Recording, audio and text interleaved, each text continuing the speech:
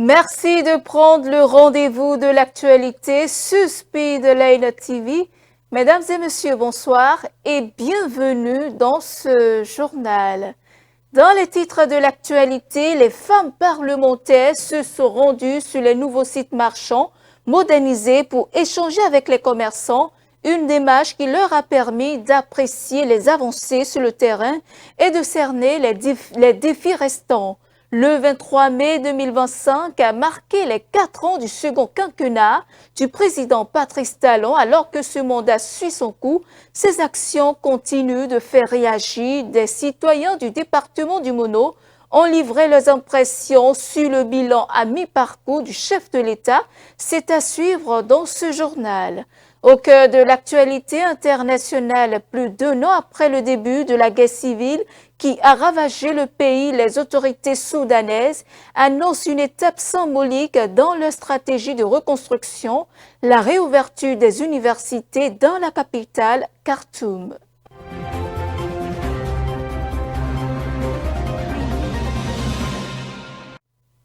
Vous faites bien de nous préférer pour vous informer.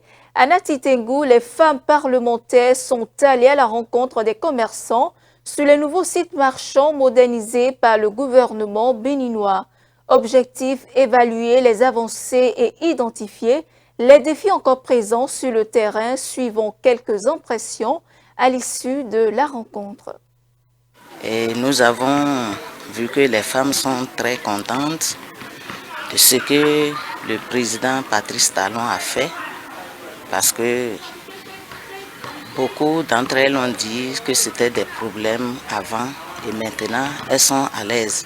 Également, les autorités locales ont dit la même chose. Donc, nous, on s'est joints à elles pour féliciter en quelque sorte le gouvernement.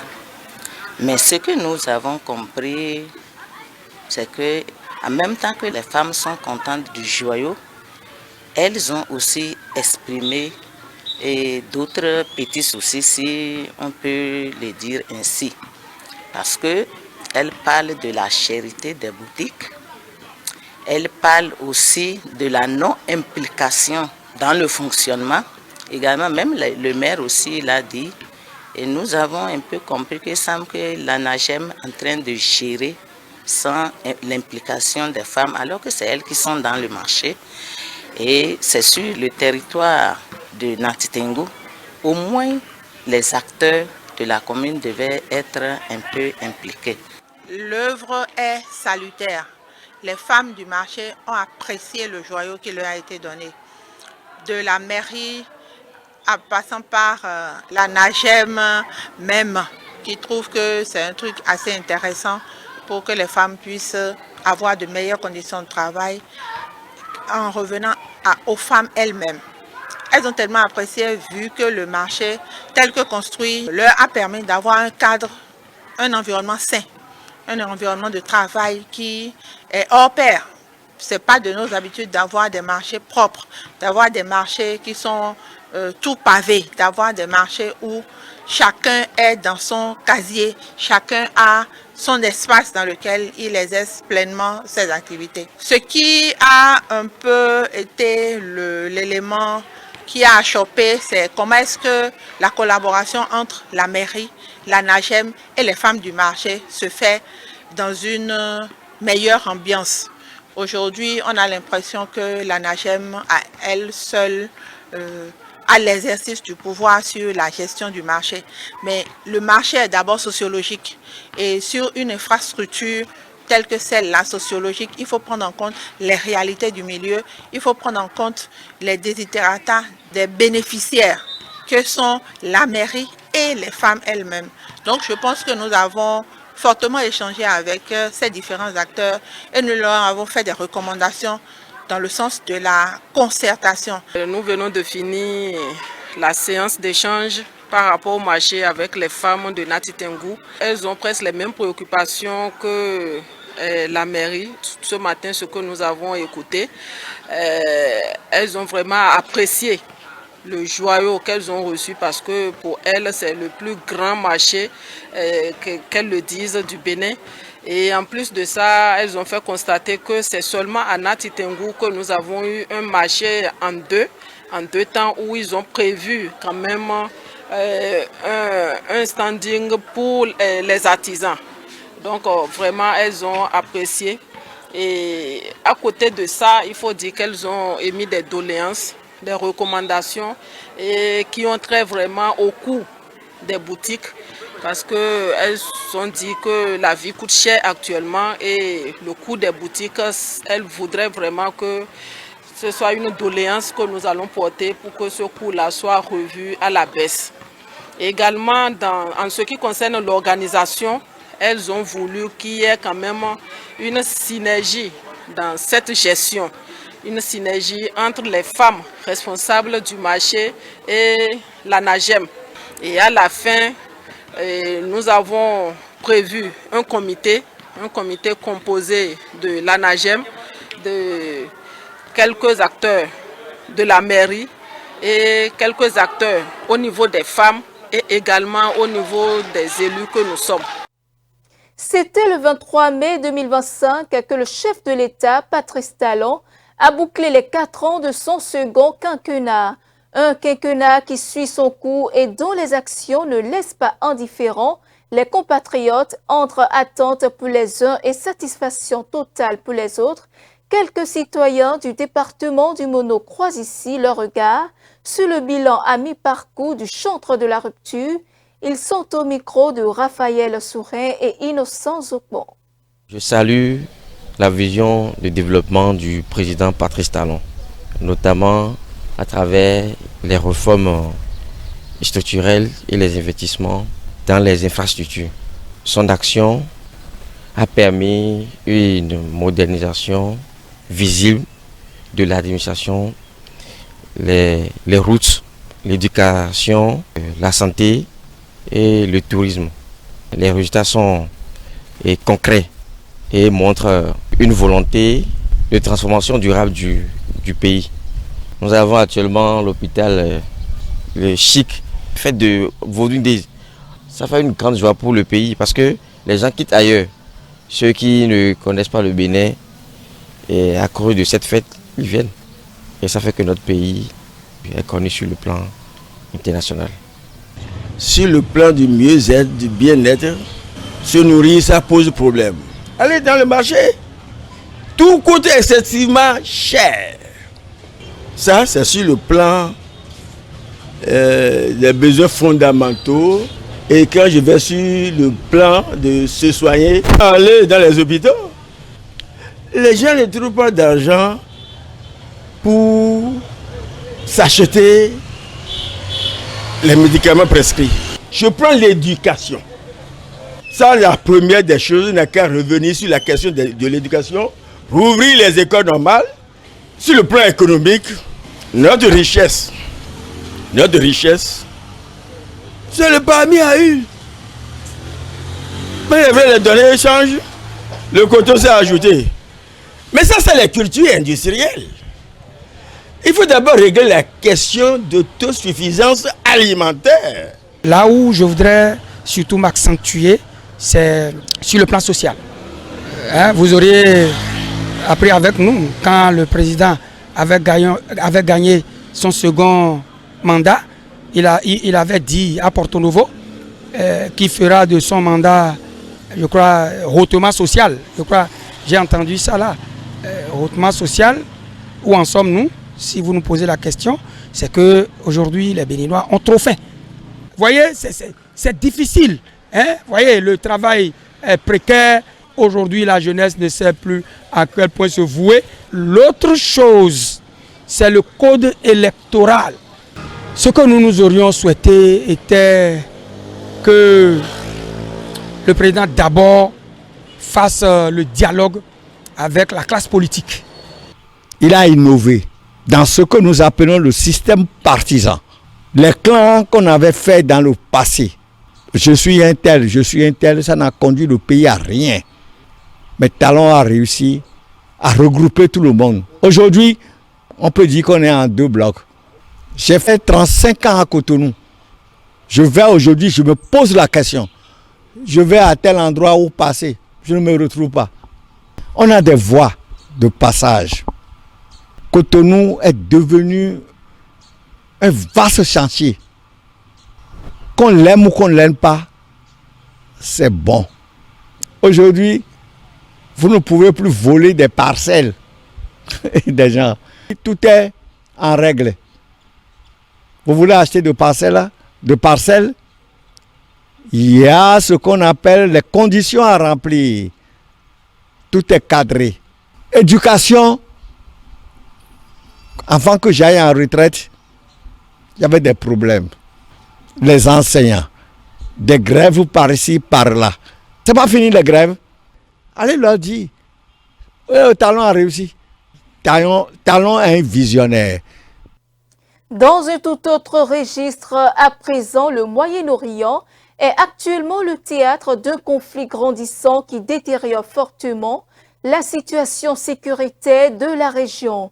Le bras de fer entre Israël et l'Iran s'intensifie, marqué par une série de frappes meurtrières échangées entre les deux pays. Tout a été déclenché par une offensive israélienne de grande ampleur visant des sites militaires et nucléaires en Iran, à laquelle Téhéran a répliqué par des tirs de missiles balistiques. La situation reste extrêmement tendue. Suivons. Depuis 4 jours, le Moyen-Orient est en ébullition. L'Iran a lancé ce mardi sa 9e salve consécutive de drones et de missiles visant plusieurs villes israéliennes. Dans une déclaration télévisée peu après le début des attaques, le premier ministre israélien Benjamin Netanyahou a déclaré que l'objectif était de contrer la menace iranienne pour la survie même d'Israël et a averti que l'offensive se poursuivrait aussi longtemps que nécessaire. Ces événements sont le dernier épisode d'une vieille inimité. Israël et Iran sont engagés depuis des années dans une rivalité sanglante, dont l'intensité varie selon la situation géopolitique. Leur affrontement est devenu l'une des principales sources d'instabilité au Moyen-Orient. Israël accuse l'Iran de financer des groupes terroristes et de mener des attaques contre ses intérêts motivés par l'antisémitisme des ayatollahs. La rivalité entre ses ennemis jurés a fait un nombre considérable de morts, souvent à la suite d'actions secrètes dont aucun des deux gouvernements n'admet sa responsabilité. Les tensions entre les deux pays ont cependant atteint des niveaux sans précédent depuis les attaques du 7 octobre 2023 de la milice palestinienne Hamas contre Israël qui ont tué 1200 personnes et déclenché la guerre actuelle à Gaza. Depuis lors, Israël combat les alliés de l'Iran au Moyen-Orient. En réalité, les relations entre Israël et l'Iran étaient plutôt cordiales jusqu'à la révolution islamique de 1979 lorsque les ayatollahs ont pris le pouvoir à Téhéran. À cette époque, l'Iran était une monarchie dirigée par les chahs de la dynastie Pahlavi et l'un des principaux alliés des États-Unis au Moyen-Orient. C'est pourquoi le fondateur et premier chef du gouvernement d'Israël, David Ben-Gourion, a recherché et obtenu l'amitié iranienne afin de contrer le rejet du nouvel État juif par ses voisins arabes. Mais en 1979, la révolution de Rouhollah Khomeini renversa le Shah et établit une république islamique qui se présentait comme le défenseur des opprimés et dont l'un des principaux traits distinctifs était son rejet de l'impérialisme des États-Unis et de son allié Israël. Le nouveau régime des ayatollahs a rompu ses relations avec Israël, a cessé de reconnaître la validité des passeports de ses citoyens et a saisi l'ambassade israélienne à Téhéran, la remettant à l'Organisation de libération de la Palestine, qui menait alors la lutte contre un État palestinien contre le gouvernement israélien. Ainsi, Khomeini a commencé à revendiquer la cause palestinienne comme sienne et de grandes manifestations officiellement soutenues sont devenues monnaie courante à Téhéran. Malgré les appels à la fin des hostilités émis par la communauté internationale, les deux ennemis ne montrent aucun signe d'apaisement dans la confrontation militaire qui les oppose. Au Nigeria, une violente attaque au cours du week-end dernier a fait plusieurs dizaines de morts à Yelewata, dans le centre du pays, région en proie à une recrudescence de violence depuis plusieurs mois entre éleveurs peuls musulmans et agriculteurs sédentaires pour le contrôle des terres et des ressources. Le bilan s'est alourdi à 150 morts, ont indiqué les survivants ce lundi suivant. Le bilan des attaques perpétrées par des hommes armés au cours du week-end dans le centre-nord du Nigeria s'est alourdi à 150 morts. Les survivants ont annoncé le dernier bilan lundi alors que les villageois continuaient à fouiller les maisons incendiées à la recherche des dizaines de personnes toujours portées disparues. Les assaillants ont pris d'assaut la communauté Yelewata dans l'état du Benue tard dans la nuit de vendredi à samedi. Les bergers Fulani sont entrés dans les environs de Yelewata East et ont commencé à tirer des coups de feu. Ils ont tiré pendant près de 5 heures. Ils ont rencontré une forte résistance de la part de la police. Dès qu'ils ont rencontré cette résistance, ils se sont dirigés vers le nouveau marché de Yelewata où ils ont massacré plus de 100 personnes. Les incidents ont duré plus de 5 heures. Ils ont brûlé certains membres de notre communauté dans des magasins. Certains magasins abritent plus de 50 personnes. Tous ont été incendiés. Des gens ont été massacrés ici, d'autres ont été réduits en cendres. Un grand nombre des personnes tuées s'étaient réfugiées dans un marché local après avoir fui les violences dans d'autres parties de l'État. Personne n'a immédiatement revendiqué les meurtres, mais de telles attaques sont courantes dans le nord du Nigeria, où les éleveurs et les agriculteurs s'affrontent souvent au sujet de l'accès limité à la terre et à l'eau. Cette attaque contre la communauté pacifique de Yelewata est une attaque de trop. Ce n'est pas seulement une attaque contre les habitants de l'État de Benue, c'est une attaque contre la nation tout entière. Et nous n'allons pas l'accepter. Les habitants de cette communauté ne sont pas seuls, nous sommes avec eux. Toutes les communautés nigériennes sont avec eux. Un jour viendra où ces bandits n'opéreront plus comme avant et ne reviendront plus jamais. Ce jour approche. Ce conflit prolongé est devenu plus meurtrier ces dernières années. Les autorités et les analystes avertissent que de plus en plus de bergers prennent les armes. Les éleveurs insistent sur le fait que les terres sont des itinéraires de pâturage qui ont été garantis par la loi en 1965. Volker Turk pointe la responsabilité du M23, de l'armée congolaise et de ses milices alliées. La situation sécuritaire et humanitaire en République démocratique du Congo a franchi un seuil critique selon le haut-commissaire des Nations Unies aux droits de l'homme, Volker Turk, qui a livré ce lundi à Genève les conclusions préliminaires d'une mission d'enquête couvrant la période de janvier 2025. Le reportage. La situation en RDC devient de plus en plus alarmante, a averti lundi à Genève le haut-commissaire des Nations Unies aux droits de l'homme. Volker Turk, donnant les conclusions préliminaires de la mission d'enquête partant de janvier 2025, a décrit des violations et atteintes aux droits humains. Le M23, soutenu par le Rwanda, a utilisé des armes lourdes lors de son offensive sur Goma en janvier, frappant des quartiers densément peuplés et des camps de personnes déplacées. Quand les forces armées de la RDC se sont repliées, il y a eu un effondrement total de la chaîne de commandement, de contrôle et de discipline militaire. Des soldats congolais et des membres des milices Wazalendo, soutenus par la RDC, ont tué, violé et pillé. Devant le Conseil des droits de l'homme, le haut-commissaire a présenté les conséquences des combats sur des milliers de déplacés dans le nord et le sud Kivu, avant de réitérer son appel à l'apaisement. J'appelle toutes les parties au conflit à s'engager immédiatement en faveur d'un cessez-le-feu et à reprendre les négociations et de respecter le droit international humanitaire et les droits humains. Je renouvelle mon appel au Rwanda à retirer ses troupes du territoire de la RDC et à cesser tout soutien au M23.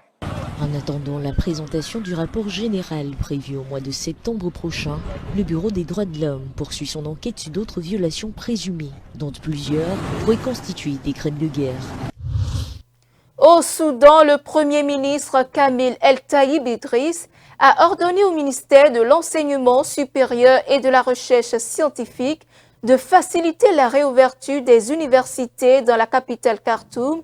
La guerre au Soudan, qui a éclaté en avril 2023, a gravement affecté le secteur éducatif du pays, avec de nombreuses institutions dans l'État de Khartoum détruites. Le reportage.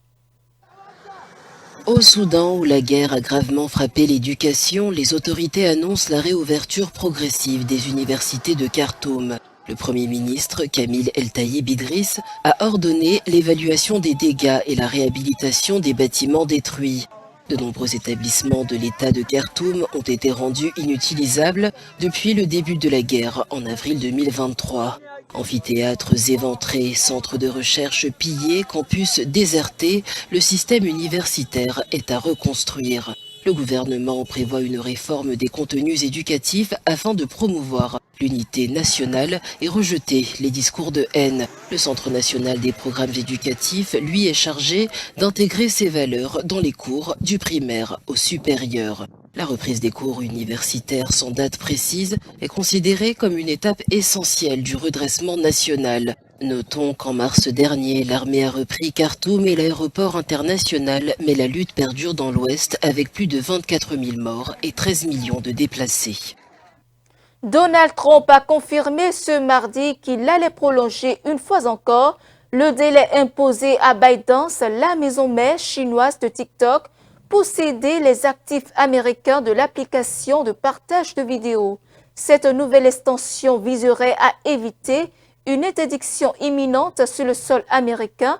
Lors de ses déclarations à la presse à bord d'Air Force One, il a réaffirmé ce positionnement, laissant entendre qu'un nouveau suicide était envisageable. C'est après moi. Afin de finaliser un accord visant la cession des activités de TikTok aux États-Unis, le réseau social chinois pourrait bénéficier d'une nouvelle prolongation. Selon la Maison-Blanche, le président Donald Trump signera cette semaine un décret irrélatif.